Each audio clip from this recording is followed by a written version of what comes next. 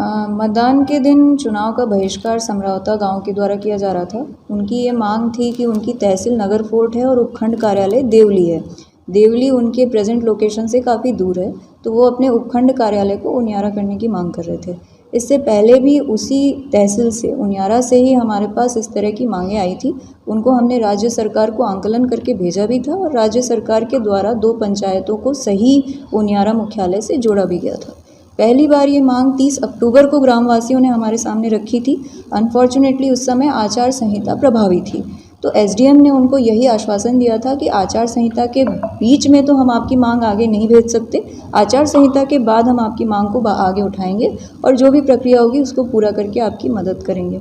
ग्रामवासी उस समय तैयार भी हो गए थे, परंतु 13 तारीख को ग्रामवासियों ने बहिष्कार का निर्णय लिया, जो कि उनका राइट है, वो चाहें तो बहिष्कार कर सकते हैं। उस समय कैंडिडेट ने उनके साथ बैठ के उसको थोड़ा सा ज़्यादा खराब रूप दे दिया। हुआ ये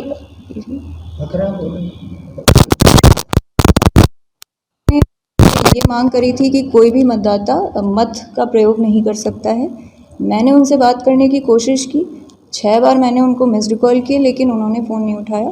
फिर मैंने अपने एरिया मजिस्ट्रेट जो कि एसडीएम मालपुरा थे उनको मौके पे भेजा।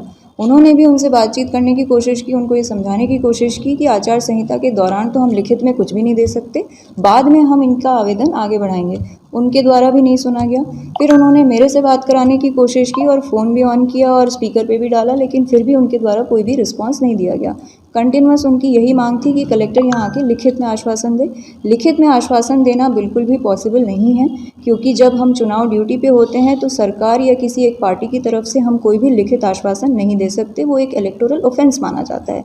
ये चीज़ मैं समझाने का बार बार प्रयास कर रही थी, लेकिन उनका एक ही मुद्दा था कि आके लिखित आश्वासन दिया जाए। देखिए, लिखित आश्वासन आपने कहा कि इलेक्शन आचार संहिता थी, ये पॉसिबल नहीं था, क्या वो आपकी बात सुनने को भी तैयार नहीं हुए? मतलब पूरी बात ये है। मैं यही कहना चाहूँगी कि मैंने स्वयं ही फ़ोन किया, नहीं उठाया।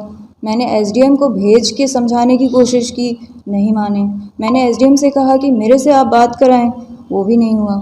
फिर मैंने एसडीएम के साथ जब ये घटना हो गई तो एसडीएम को बुला के मैंने अपने एडीएम को भेजा।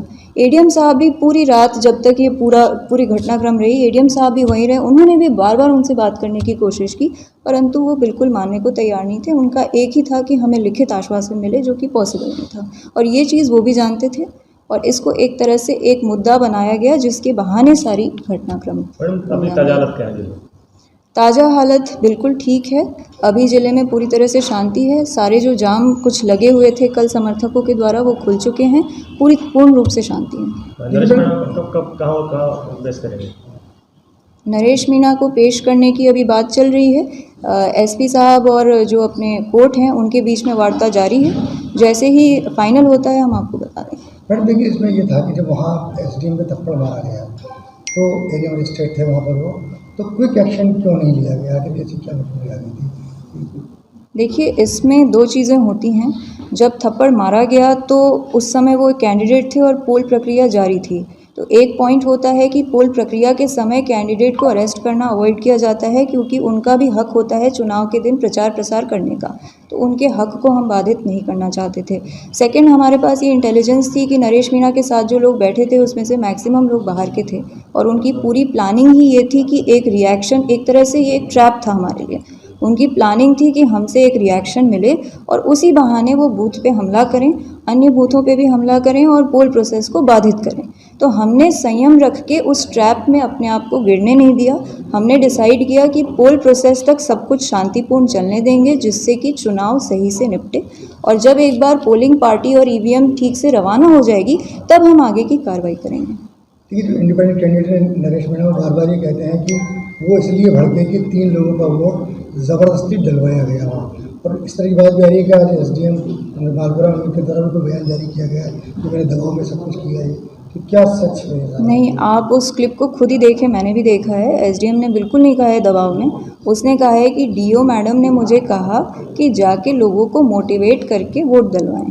डीओ और एरिया मजिस्ट्रेट और एसडीएम का काम ही होता है लोगों को मोटिवेट करना। हमारी चुनाव आयोग से डायरेक्शंस होते हैं स्वीप के। स्वीप का मतलब होता है कि लोगों से जाके वोटों की अपील करना, पोस्टर्स लगवाना और अधिक से अधिक मतदाताओं को वोट देने के लिए लाना। उसके लिए उस दिन हम एक खेला टोली भी लगाते हैं जिसका यही काम होता है कि घर घर जाके लोगों को रिक्वेस्ट करें कि आप वोट दो। उसी के अंतर्गत एसडीएम वहाँ पे गए और जब उन्होंने देखा कि ग्रामवासी मतदान का बहिष्कार कर रहे हैं तो वहाँ जो सरकारी कर्मचारी मौजूद थे उनसे उन्होंने रिक्वेस्ट की कि आप में से कुछ लोग वोट दे दें। उसमें से कुछ लोगों ने जाके अपना वोट दे दिया और कुछ लोगों ने नहीं दिया। तो दबाव की कोई स्थिति नहीं थी। डॉक्टर किरोड़ी प्रशासनिक अधिकारी के साथ पहुंचे थे, क्या वार्ता हुई? डॉक्टर साहब वहाँ पे पहुँचे थे। ग्रामवासियों ने अपना पक्ष उनके सामने रखा था और उनके द्वारा भी समझाइश की गई। ग्रामवासियों के द्वारा उनको आश्वासन दिया गया कि जो भी नुकसान हुआ है और यदि उनके साथ जो भी घटनाक्रम हुई है उसमें ग्रामवासियों को कोई मेजर नुकसान नहीं होने देंगे। उनका जो भी नुकसान है उसकी भरपाई जैसे हो सकती है वो भरपाई भी की जाएगी। जो आंकलन हो सकता है वो आंकलन भी किया जाएगा और शांति का माहौल बनाया जाएगा। इस तरह का आश्वासन दिया गया। देखिए, पुलिस कानून अपना काम कर रहा है, जिस तरीके की आगे कार्रवाई होनी है। इलेक्शन कमीशन से किस तरह की आगे कार्रवाई की कुछ? इलेक्शन कमीशन के द्वारा इस बात की सराहना की गई है कि इतना वायलेंस होने के बावजूद पोल प्रोसेस को बिल्कुल शांतिपूर्ण तरीके से निपटाया गया। पोल प्रोसेस में कोई भी कमी नहीं आई, कोई अड़चन नहीं आई। हमारी मशीनें भी जमा हो गई और स्क्रूटनी की प्रक्रिया भी कंप्लीट हो चुकी है और 23 तारीख को हम आराम से काउंटिंग कर सकते हैं बिना किसी व्यवधान के। चुनाव आयोग ने भी और सीओ साहब ने भी इस बात को सराहा है। किसी आचार संहिता के उल्लंघन करके कैंडिडेट के विरुद्ध किस तरह की कार्रवाई को प्रस्तावित किया गया है? अभी कुछ एफआईआर कैंडिडेट के अगेंस्ट की गई हैं और बाकी हम पूरा स्थिति का आंकलन करके और वीडियोस देख के जो भी एडिशनल चार्जेस हैं वो बिल्कुल फ्रेम करेंगे। For exclusive and insightful videos, subscribe to our new channel ABP Live Premium.